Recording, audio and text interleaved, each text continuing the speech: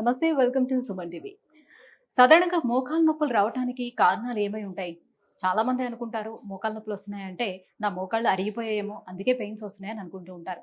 కేవలం అరుగుదల ఒకటే కారణంగా ఉంటుందా? అదర్ రీజన్స్ ఏమైనా ఉన్నాయా? అలాగే దీన్ని డయాగ్నోసిస్ చేయటానికి కేవలం మనకి ఎక్స్‌రే ఒకటే సరిపోతుందా? లేదంటే ఎంఆర్ఐ కూడా తీసుకోవాలా? ఏంటి ఎక్స్‌రేకి, ఎంఆర్ఐకి డిఫరెన్సెస్? సో, ఎంఆర్ఐ తీసుకోవటం వల్ల ఎలాంటి బెనిఫిట్లు కూడా ఉంటాయి? సో, ఈ విషయాలన్నీ కూడా మాట్లాడేద్దాం. మనతో పాటు ఉన్నారు డాక్టర్ మీనా చంద్ర గారు from EP on pain management Jubilee Hills branch. Hello ma'am. Hello, నమస్తే. మ్యామ్, ఫస్ట్ ఆఫ్ ఆల్ మనం డయాగ్నోసిస్ గురించి మాట్లాడుకునే ముందు అసలు పెయిన్స్, మోకాళ్ళ నొప్పులు అనేవి నీ పెయిన్స్ ఎందువల్ల వస్తూ ఉంటాయి? ఏంటి మెయిన్ రీజన్స్ ఉన్నాయి దీనికి? ఇది వెరీ కరెక్ట్ క్వశ్చన్. బికాజ్ ఒకసారి మోకాలు నొప్పి స్టార్ట్ అయితే మెయిన్ జనరల్గా పాపులేషన్లో ఇది అరుగుదల స్టార్ట్ అయింది, they will think like that. But first is diagnosis. Diagnosis చాలా ఇంపార్టెంట్ ఉంది. డయాగ్నోసిస్ కోసం we have to talk to the patient history. So ఏ మూవ్మెంట్లో నొప్పి ఉందా, ఎప్పటి నుంచి నొప్పి ఉందా, తర్వాత ఇది మోకాల్కి ఎగ్జామినేషన్ చేయాలి, ఏ ప్లేస్లో ప్రాబ్లం ఉందా చూసిన తర్వాత ప్రాపర్ డయాగ్నోసిస్ యూజువలీగా జస్ట్ ఎక్స్రేలోనే చేస్తారు. బట్ ఇప్పుడు రాయల్ కాలేజ్ ఆఫ్ రేడియాలజిస్ట్కి రికమెండేషన్స్ ప్రకారం అల్ట్రాసౌండ్ స్కాన్ కూడా చాలా ఇంపార్టెంట్ ఉంది. ఓకే, ఇప్పుడు చూడండి, ఇది ఎక్స్రే ఉంది. ఎక్స్రేలో ఏం తెలుస్తుందా మీకు? Only bones. అవును, బోన్స్ తర్వాత గుజ్జు అరిగింది, ఎంత అరిగింది, ఇది క్లారిటీ లేదు. ఎక్స్ట్రా బోన్ గ్రోత్ ఉంటే తెలుస్తుంది, ఫ్రాక్చర్ ఉంటే తెలుస్తుంది. కానీ మోకాలు చాలా స్ట్రక్చర్స్ ఉన్నాయి. రెండు బోన్స్ మధ్య గుజ్జు ఉంటుంది, 6-7 లిగమెంట్స్ ఉన్నాయి, బర్సా ఉంది, సాఫ్ట్ టిష్యూస్ ఉంది. So every structure can be a pain generator. Not only cartilage, not only అరుగుదల వల్ల నొప్పి స్టార్ట్ అవుతుంది ఇది కాదు.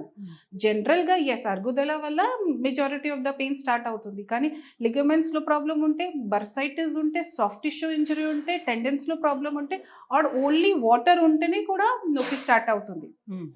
సో ఈ రికమెండేషన్ ప్రకారం ultrasound it's a diagnostic test bedside. Patient వస్తే ఒక చిన్న trained sonologist can do this. Okay, రేడియేషన్కి ఎక్స్పోజర్ ఏమీ లేదు. సో చూడండి, ఈ స్కాన్ ప్రకారం ఇది వాటర్ తెలుస్తుంది, ఇది బ్లాక్ తెలుస్తుందా మీకు? ఇది వాటర్ కలెక్షన్. ఈ ఎక్స్రేలో క్లారిటీ లేదు, తెలియట్లేదు. ఇప్పుడు ఏ ప్లేస్లో గుజ్జు అరిగింది, ఈ ప్లేస్లో గుజ్జు చాలా బాగానే ఉంది 2, ఈ ప్లేస్లో అరిగింది, ఇది మ్యాపింగ్ చేశాను.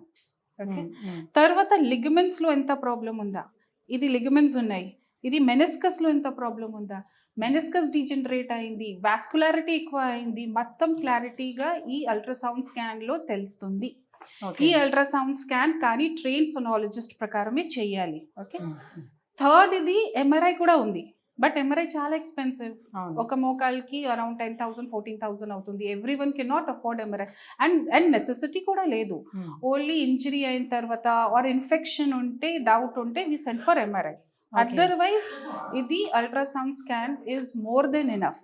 అండ్ ఓన్లీ ఎక్స్రేలో డయాగ్నోసిస్ చేయకూడదు. ఓన్లీ ఎక్స్రేలో you only get half information. Okay, ultrasound స్కాన్లో క్లారిటీ అవుతుంది. సో డయాగ్నోసిస్ చాలా ఇంపార్టెంట్. బికాస్ డయాగ్నోసిస్ కరెక్ట్ ఉంటేనే కరెక్ట్ ట్రీట్మెంట్ చేస్తాము కదా. అంతేగా.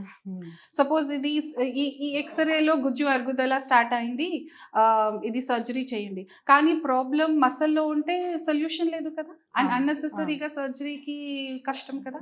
సో ఇప్పుడు ప్రతి ఒక్కరికి కూడా సర్జరీ అనేది అవాయిడ్ చేయడానికి సాధ్యం అవుతుందా మ్యామ్? ఓన్లీ పిఆర్పి తోటి సరిపోతుందా వాళ్ళకి ట్రీట్మెంట్ అనేది? ఏ స్టేజ్ లో ఉండే వాళ్ళకి హెల్ప్ అవుతుంది అన్నట్టు? ఇది PRP treatment does not depend on the stage. నొప్పి and stage of damage does not correlate. కొన్ని పేషెంట్స్కి స్టేజ్ 1లో ఉంటే చాలా ఎక్కువ నొప్పి ఉంటుంది, కొన్ని పేషెంట్స్ స్టేజ్ 4లో ఉంటే కూడా నొప్పి ఎక్కువ లేదు. సో ఇది కోసం డయాగ్నోసిస్ ప్రాపర్ కోసం ఇంపార్టెంట్ ఉంది. ఫస్ట్ పేషెంట్లో మాట్లాడు, ఎంత ప్రాబ్లం ఉందా, సిమ్టమ్స్ ఏంటి, డైలీ యాక్టివిటీస్ డిఫికల్ట్ అవుతుందా లేదా, నిద్ర డిస్టర్బ్ అవుతుందా లేదా, దాని ప్రకారమే we have to prepare the protocol. Not necessary every patient will require PRP. కొన్నిసార్లు జస్ట్ లైఫ్ స్టైల్ మోడిఫికేషన్ చేస్తేనే కరెక్ట్ అవుతుంది. ఓకేనా? So if it is just a muscle strain or only bursitis ఉంటే కొన్ని టాబ్లెట్స్లో, కొన్ని ఎక్సర్సైజెస్లో, లైఫ్ స్టైల్ మోడిఫికేషన్స్లో కూడా cure అవుతుంది. So 100% ప్రతి పేషెంట్కి సర్జరీ చేయాలి ఆర్ 100% ప్రతి పేషెంట్కి పిఆర్పి చేయాలి కూడా కాదు. That is why diagnosis is important. So that is why ఇది first you should know where to go. Who is listening to you. ఇది జస్ట్ ఎక్స్రే చూస్తూ ఓకే మీకు అరుగుదల చలో సర్జరీ, ఇది కాదు, ఇది రాంగ్. కేవలం డయాగ్నోసిస్ చేయడానికి ఓన్లీ అల్ట్రాసౌండ్ ఇవి మాత్రమే ఉన్నాయా? ఇంకా వేరే ఏమైనా జనరల్ గా ఎక్స్రే, అల్ట్రాసౌండ్, ఎంఆర్ఐ ఉంది. సో ఆల్రెడీ చెప్పాను కదా, ఎక్స్రేలో 50% క్లారిటీ అవుతుంది, ultrasound easiest bed side test and almost 90% information cover అవుతుంది.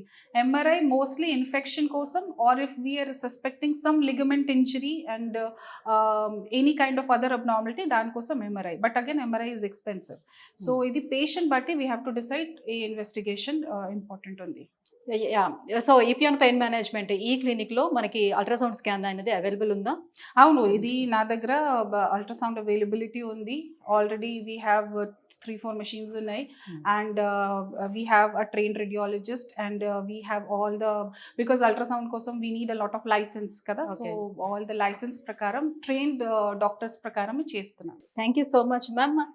సో వ్యూవర్స్ చూస్తున్నారు కదా, సో మనం డయాగ్నోసిస్ చేయడానికి మోకాళ్ళ అరుగుదలకి సంబంధించి కానివ్వండి, లేకపోతే భుజాల అరుగుదలకు సంబంధించి కానీ, వెన్నుకు సంబంధించి కానీ ఏదైనా సరే కూడా డయాగ్నోసిస్ చేయడానికి ఎంఆర్ఐ అనేది చాలా ఎక్స్పెన్సివ్ కాబట్టి కొంతవరకు మనకి అల్ట్రాసౌండ్ స్కాన్ అనేది సరిపోతుందని చెప్తున్నారు. సో అవన్నీ కూడా ట్రీట్మెంట్కి సంబంధించిన అన్ని డయాగ్నోసిస్ చేయడానికి కావాల్సిన ఎక్విప్మెంట్ కూడా మనకి ఈపియాన్ పెయిన్ మేనేజ్మెంట్లోని మనకి అందుబాటులో ఉన్నాయి.